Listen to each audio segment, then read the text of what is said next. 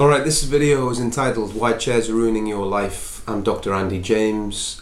I am qualified British general practitioner. I'm also qualified acupuncturist and personal trainer. And I've got the cold at the minute. There you go, the doctor gets sick as well.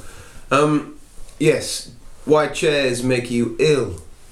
Why chairs are ruining your life. Why I'm sitting on a Swiss ball. Why I consult with my patients on a Swiss ball. The first thing to remember with any of this is that we are all animals. A lot of people don't want to hear that, and it can make a very interesting consultation, but essentially we are animals. We are what is called Homo sapiens, which actually means, roughly translated, wise men, believe it or not, and women of course. We've evolved from primates, and we essentially, most of our evolution physically anyways, has been to be so that we are bipedal, meaning we are two-footed, erect, standing upright, herd-dwelling, nomadic primates. That's right, that's what we're meant to do. Now obviously there's still cultures on this planet living in that way. If you look to the Serengeti, you see the Maasai tribes still live a nomadic, herd-dwelling existence. Aboriginals in outback Australia also nomadic, herd-dwelling. Now some people will call these cultures uncivilized. For me, having lived with Aboriginals and some other traditional nomadic tribes in Mongolia, I'd say they were highly civilized, and in fact far more civilized than our own culture in a lot of ways. So, cut to civilized society and our sedentary, chair-dwelling existence. And what is that doing for our health?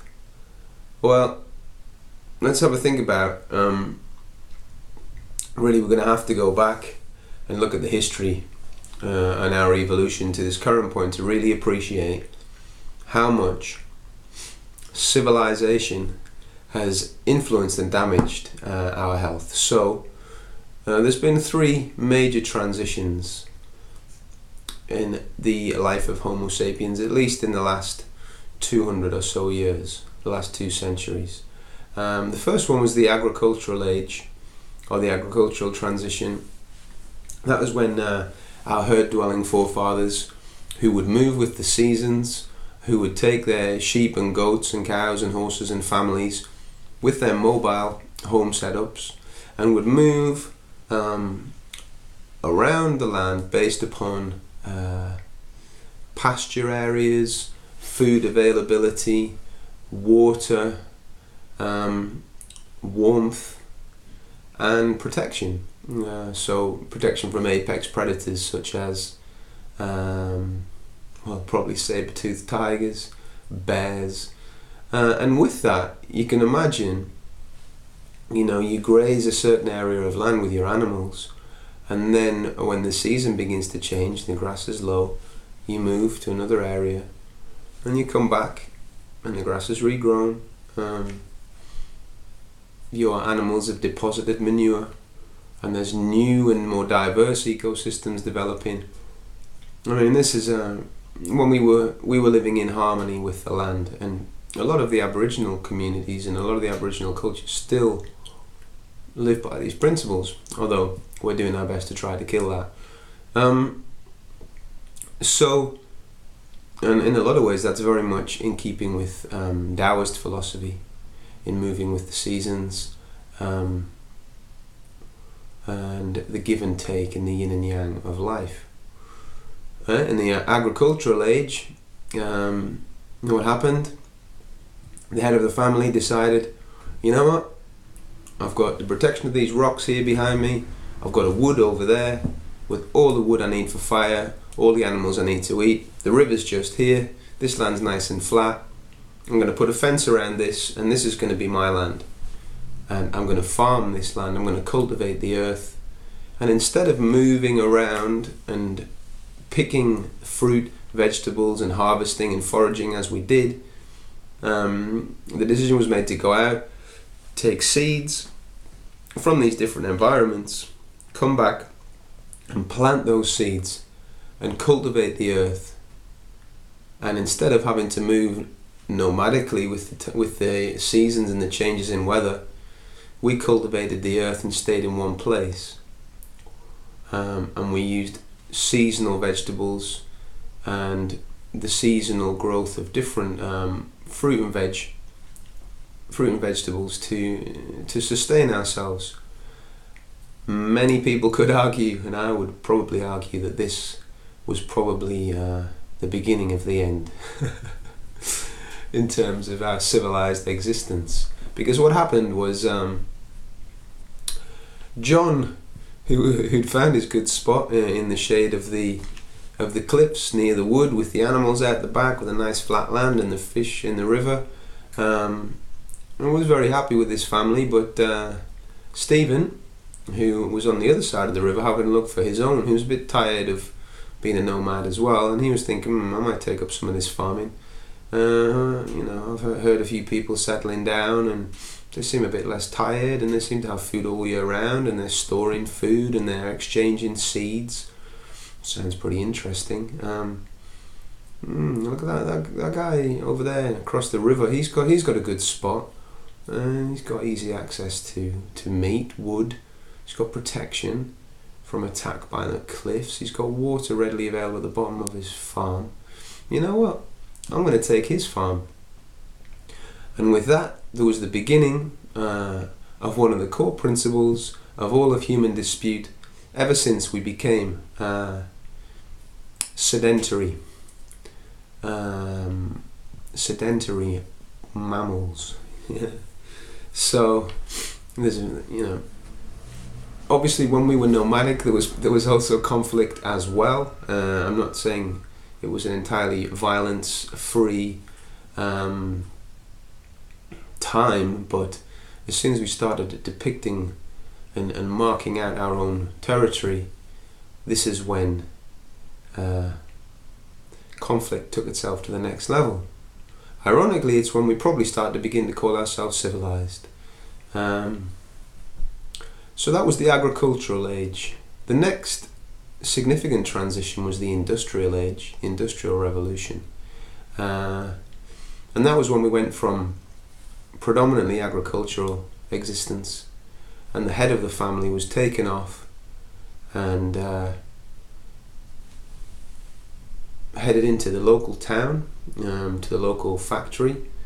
This is when really the wealthy individuals in society recognized that you could pay a blacksmith, I don't know, £10 a day to make 20 nails, or you could pay 100 people very little, maybe £50 a day, to create 300 nails in a big factory using a blast furnace. The blast furnace was what created iron on a large scale, and that was one of the things that led to significant changes in industry. So the development of factories changed things in that the head of most agricultural families went to work in a factory, and that not only changed our farming and lifestyle as humans, but it changed really significantly the psychology and family dynamic. You've got a young boy who had been with his father all day, learning how to build, fix tools, farm, hunt animals, gather water, learning by osmosis by being next to his father the whole day. And of course, daughters being around their father and knowing there's a loving and trusting masculine presence in the family, and he's not going anywhere, and if I need something he's there for me, and if there's a bear comes near he protects me. He provides food, he's loving. There was an understanding and a kind of harmony and communication that happened on a level that was lost when the father, and of course the influence between the husband and the wife, of course, and the wife was able to spend time with her husband for 14 hours a day, or the whole day. But what happened with the Industrial Revolution was that the men, the heads of the family, predominantly the heads of the family, would disappear into the city, into these big factories for 14, 15, 16 hours a day, doing God knows what, menial tasks, and then they would come back in the evening exhausted, depressed and ill.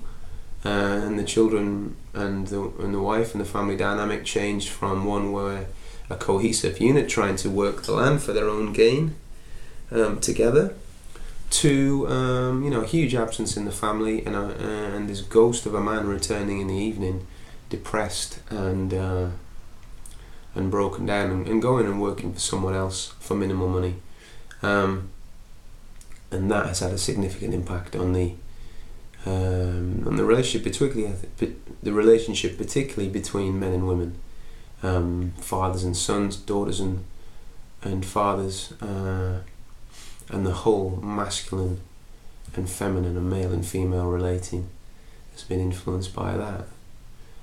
The third large transition, which is the one we're in the middle of at the moment, and is very much part of what I'm trying to harness and what everyone is trying to really get their heads around, is the information age.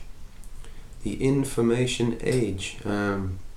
This is a time when you can go on your phone, press 2 buttons, and you have a physician talking to you directly about a myriad of interesting topics, and you get as much information, expertise, opinion. You can ask any question you like, and you have the information poured back at you. So this is a time when we're overwhelmed by information, and adjusting to that is probably one of the most significant transitions our species has ever had, and it's still very questionable as to whether we're dealing with it in the right way. So I'm aware this video is moving on, and I don't want to give you too much to digest at one time. So I think what I'll do, this will be the first part of the video, and this is the introduction of how we've got to the current place we're at in the information age. And what I'm going to take forward with the next video is how our evolutionary development as herd-dwelling nomadic Homo sapien primates, our physical evolution, which has been predominantly to perform hunting and gathering tasks to an efficient level, is being entirely made redundant by our current lifestyle of sedentary living, office-based work, and how that's manifesting in your health, and how that's manifesting in your physiology, and the things that you can do about it. So tune in for part 2. Bye for now.